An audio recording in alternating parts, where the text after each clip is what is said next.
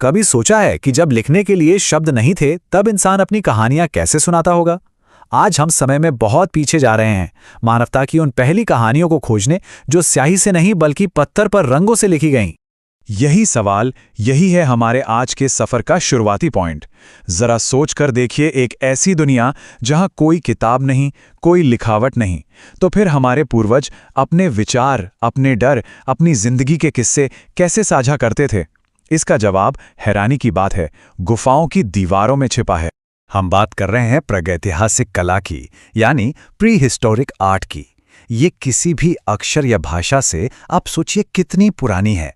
उस जमाने के लोगों के लिए ये पेंटिंग्स ही उनका कम्युनिकेशन थी, एक तरह की विजुअल डायरी जो हमें बताती है कि वो कैसे जीते थे, क्या मानते थे और उनका समाज आखिर था कैसा।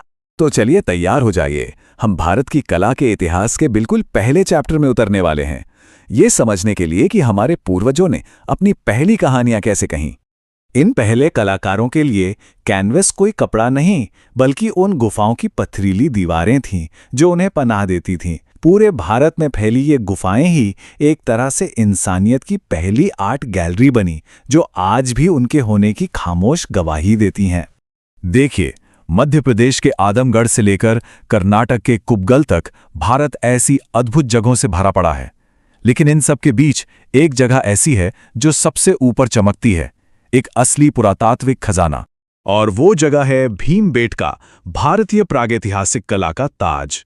यहाँ चट्टानें सिर्फ चट्टानें नहीं हैं, बल्कि ये इतिहास की एक ऐसी किताब के पन्ने हैं जो हमें हजारों साल पुराने राज बताती हैं। साल था 1957, जब डॉक्टर वीएस वाकनकर लगभग गलती से इस अविश्वसनीय जगह पर पहुंच गए। जरा उस पल को सोचिए, एक झटके में हजारों साल का गुमनाम इतिहास पूरी दुनिया के सामने आ गया। तो ये भीमबेटका है कहाँ?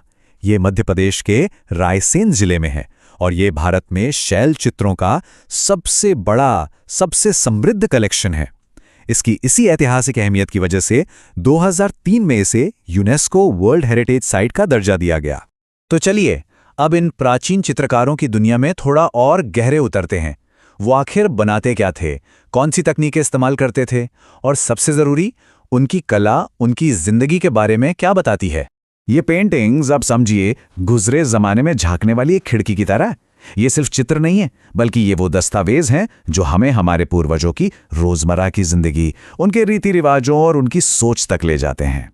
इन दीवारों पर हमें जिंदगी से भरे दृश्य दिखते हैं, इंसानों को शिकार करते हुए, समूहों में एक साथ नाचते हुए और पारिवारिक जीवन के कुछ निजी पल।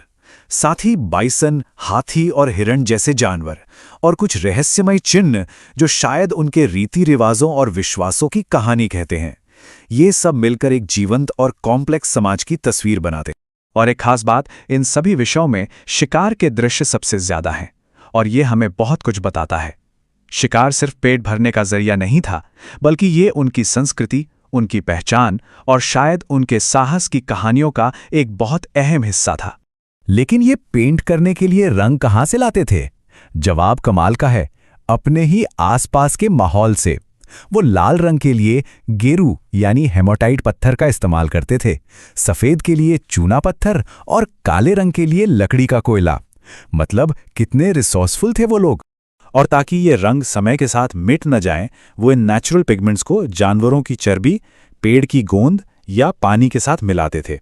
ये बाइंडर्स एक तरह से नेचुरल ग्लू का काम करते थे। और देखिए, इसी वजह से ये पेंटिंग्स आज हजारों साल बाद भी हमारे सामने हैं। उनकी तकनीकी भी बड़ी सिंपल थी, लेकिन बहुत असरदार। कभी कभी वे सीधे अपनी उंगलियों से पेंट कर देते थे, चट्टान पर अपनी छाप छोड़ते हुए। बारीक लाइनों के लिए वे टहनियों या जानवरों के बालों से बने ब्रश का इस्तेमाल करते थे।